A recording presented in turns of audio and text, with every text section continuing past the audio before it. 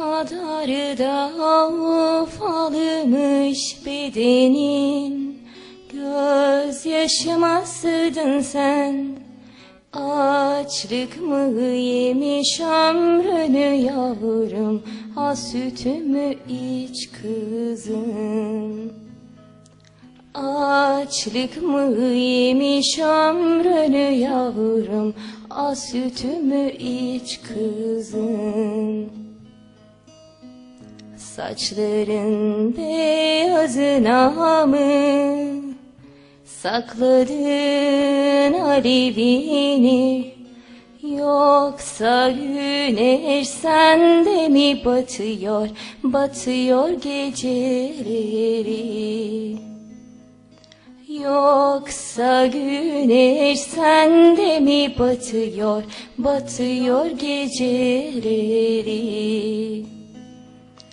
Eriyen bedenimi düşünme, gölgeydin üstüme. Yüzünü asma kederine anam, yiğitler bitmez bizde. Yüzünü asma kederine anam, yiğitler bitmez bizde. Bir ateş olup yaksa da gidişiniz,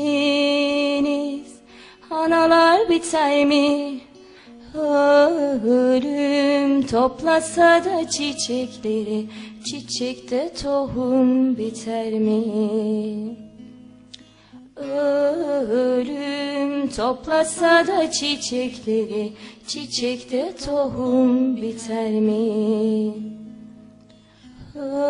Ölüm toplasa da çiçekleri, çiçekte tohum biter mi?